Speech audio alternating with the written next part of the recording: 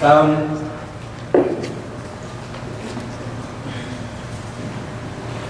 name is ROSKRUGE, and I come from a place in the South Pacific called New Zealand. So some of you reviewed a presentation yesterday, there will be about 2 slides which are common to yesterday's one. But my job firstly is to try and give you a sense of where I come from. I think I'm the only person here from the South Pacific, so I get the chance to sort of promote that. But this talk is about a collective that we set up, and it's coming up towards 14 years now, based on traditional knowledge around horticulture, around food production and crop production. So that collective was set up with the primary purpose of capturing the opportunity to relay traditional knowledge between generations. So we're just going to have a quick look at that. But I guess the first question is, who are we as Maori and as being from New Zealand? How many of you have been to New Zealand? So some of you have a sense of the location of where it is. Maori are the indigenous people of New Zealand. So as a community, until the early 1800s, it was an isolated, the last land mass to be populated through colonisation. Polynesian origins, so the language, the history, much of identity has a Polynesian background, and there's a lot of similarity between communities of interest. And we have what we call Te Ao Māori, which is that unique worldview. So that's the identifying sort of worldview that is your stamp on who you are. We have a system we call whakapapa, that's the identity thing. To be Māori, you have whakapapa. And whakapapa is how you identify yourself right back to the origins. So it's your expression of identity, and it includes not just genealogy, but it includes all of those stories, those histories, those experiences, everything about you from the very sense of the spiritual origins to today. So that's our unique space. And the thing about being Māori is New Zealand, or Aotearoa as we call it, that's home. That's the only place where you can be Māori and nobody can contradict who you are and where you come from. So that's who we are. Our lifestyle is a little bit unique in that prior to colonisation we had no mammals and no farm animals as such, so it's very much a plant-based system. So subsistence lifestyle in a country that had a very broad range of climate sort of factors, so lots of different plants that we use for different purposes, but very much on a seasonal cycle. The knowledge was retained orally. There is no written language. There is now, of course, with the missionaries, but retained orally and in the arts. So the arts, I'm talking about carvings, I'm talking about song, and all of those methods of communication. As mentioned, the whakapapa is that spiritual background, the plant-focused systems, and that lack of animal farming. The only meat that was utilised prior to colonisation was birds and fish, so that's your protein sources in the birds and fish. There were native rats, the kiori, but they were very few and far between, so they weren't generally used. And there was also dogs that were introduced from Polynesia, but they weren't generally used as a food. They were used as their skins were used for clothing rather than for food. So of real importance to us in the food systems was the storage and the processing of products to carry across through that seasonal sort of cycle. Also in the context of how people lived, and there's a lot of very romantic ideas about how communities lived in the old days, and they had past settlements which all looked very nice, and they went out and gardened in the morning and did certain things at night. But Māori were a very transient sort of community. Because it's a seasonal lifestyle, you moved between your opportunities. So you moved between the fishing season, you had occupation and fishing sites, you then moved to the bush for occupation at that time, and you really only retreated to a single location during the midwinter when you didn't really do much else. So a very transient movement around your food opportunities, but there was lots of space. It wasn't like they were compromised for where to to occupy. And just as a footnote, the use of plants for medicines. But just following this, I'll show you a few of our key crops. This gives you an introduction to some of the crops that we've taken advantage of over time. So in obscurity is those that we no longer grow or partake of. So the Aote, the mulberry bush, yams, and I'm talking about the true yams, and breadfruit, which is a very common tree crop in the Pacific. Some of the pre-European introductions, the gourds, the kumara, the sweet potato, taro, the tikanga, and I'll show you a picture in a minute, king fern, kuha, and kuha is what you would know as the sow thistle, the sonchus species. New Zealand spinach, which is our only contribution to the international cuisine. New Zealand spinach is grown everywhere but New Zealand, really. But it was taken by a cook from New Zealand out to the rest of the world. And a plant which really is probably the most useful in survival is the New Zealand flax, the Rahiri. And of course introduced since the contact time, Indian corn, Tahuri Whenua, which are native potatoes from South America, open and komo, which are cucurbits and crops like that. And there's just some visuals to put behind those words. So kumara, for us, sweet potato, they look a bit different probably to the ones you're more familiar with, but these are the cultivars that we're familiar with. The kamo is a species of cucurbit pepper that has just evolved over time.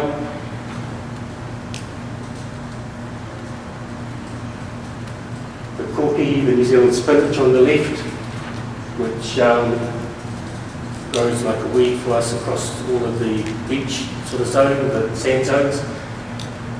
The cabbage tree or the coca, and they eat the very hard leaves. They pluck them out, peel away the outside leaves and just boil them. Quite bitter, but very nutritious. The kanga, what we call kanga, Indian corn. And we have lots of methods of processing, mostly around fermentation, to allow that corn to be a food product for 12 months of the year, and the same for Taiwan, for the Maori potatoes.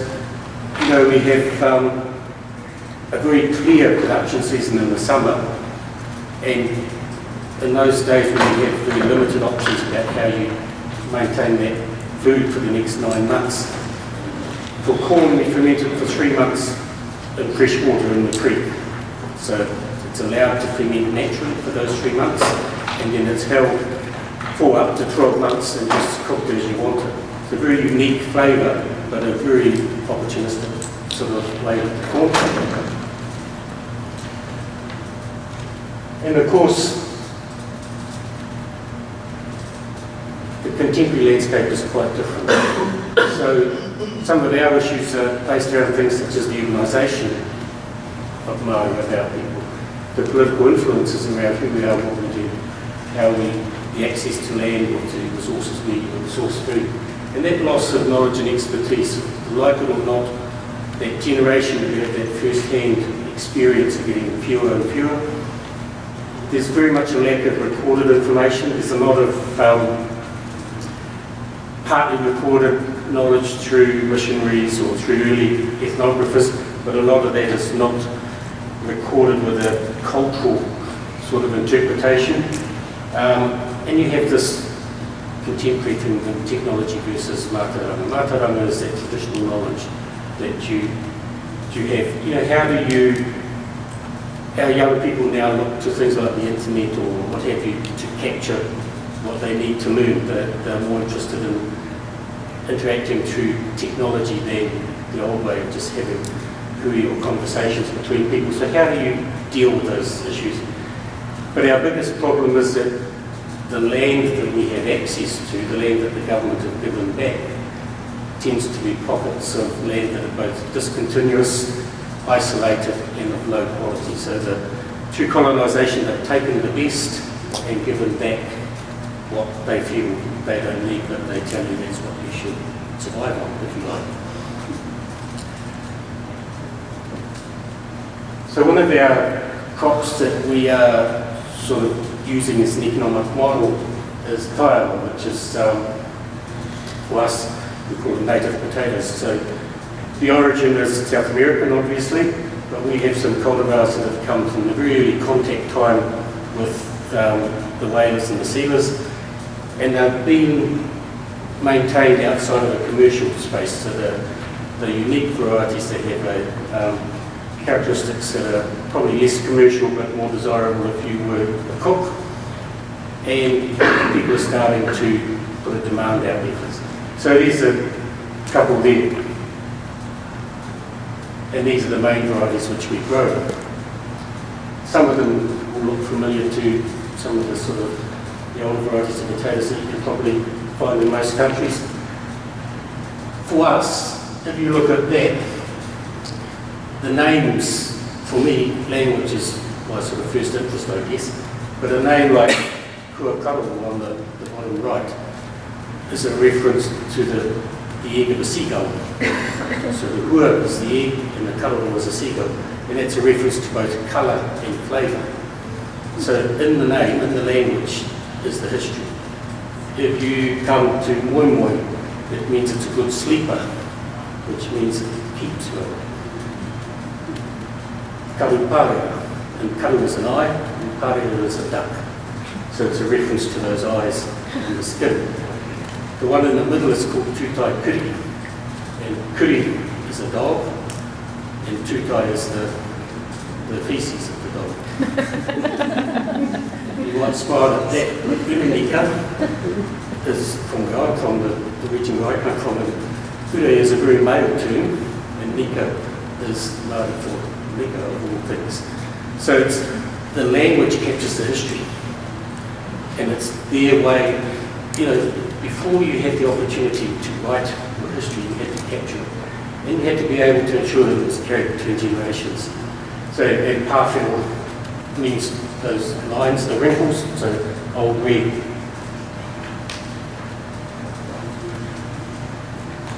So for us, the issue is about cultural restoration. There's opportunity, and we need to be smart about how we do it. So the first is that we need to look at how we capture traditional knowledge. And that knowledge is not just around plants per se, but all of those things that feed into those systems. So it's that collective holistic space. The second is about restoring the relationship to the land. How do we get the generation coming through to have that familiarity that should be there with the land? So how do we rework some of those traditional tools? The maramataka, the lunar calendar, if you like. The kaitaki is the traditional responsibilities as guardians of the resources. How do we ensure that those tools are brought back into the fold? But how do we also make those tools relevant for the contemporary space? So, you know, new programs, new decision-making tools. So as a way of answering that question, we created a national collective we call it Tahuri Whenua, which means returning to the land. So Tahuri Whenua was set up with a number of objectives, effectively to resource, to promote, to facilitate, support, advise, all of those verbs, inform and educate, but to bring Māori into participating in land use and horticultural opportunity. We have a strong horticultural sector, but I don't think they understand that Māori even exists. They grow crops and they market and everything else, but there is no relationship between that sector and the Māori land interests. So we have created this collective, and the collective primarily is about bringing people together. Now New Zealand is a long, narrow stretch of islands, so it's not cheap to bring people together, and so when you do, you come together for several days rather than just for several hours. So, and for us, that's a traditional approach. We call it hui. But a hui is to spend time to go through the formalities in the first instance, and then to build the opportunity to interact and to learn from each other. This is based at one of our marae. The marae are our traditional meeting houses. So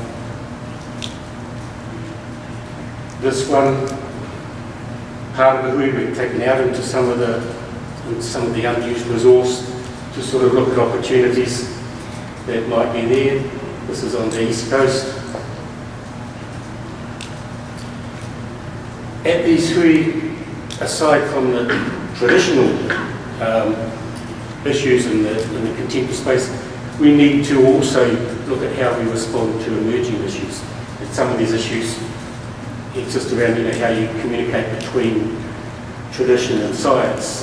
How do you respond to the biological pressures that we're in an island state. We have a very unique landscape and flora and fauna set. So new organisms that come into our country can be devastating. And the potato psyllid is a good example of it.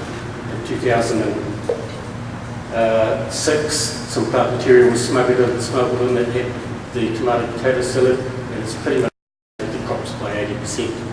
So one insect without a natural predator has wiped out huge opportunity for land use. But for me, one of the most important was this last one, the education and succession between generations. And we need to invest in that. So how do we do that? And there's lots of ways, of course, but thinking ahead, we need to create information sets that will move between generations in the future. So our job as a collective, as Tahuri Whenua, is to bring the people together and to draw together that matauranga. There's 27 unique sort of tribes within New Zealand, and 27 tribes will tell you that they have the knowledge around these plants or these plant uses. A lot of it is similar, but also a lot of it is specific to location. So there's a lot together. But my task in the last few years has been to put some of that knowledge into book form so that it's accessible and it's available. And of interest to me is to make that book form useful across all groups. So language, where it has a blend of the Māori language, the science language, and our day-to-day English. So in visuals to support the books and to make it useful and intuitive. So this is a good example. This, we've got two here. This was the first one we did. This was purely on the tikanga crop. You can have a look if you like, but it's around just giving information to growers so that they can, with confidence, make decisions around their crops. The second one here, which was published a year or so ago, around the green edible crops.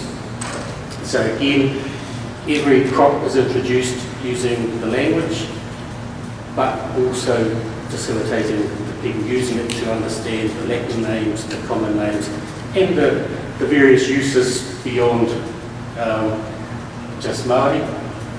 And we've just got this one in print at the moment, which is looking at root crops.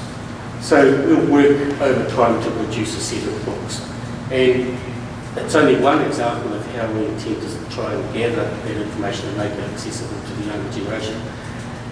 The real value is that it's relayed in a culturally sort of correct manner, if you like. So it's by Māori for Māori, rather than being by other sort of parties telling us what we need to know. So this is an initiative that's sort of by Māori for Māori. So just looking forward, this is just reiterating what we've said, that education is important, the integration of that traditional knowledge and acknowledgement of language. So thank you for that.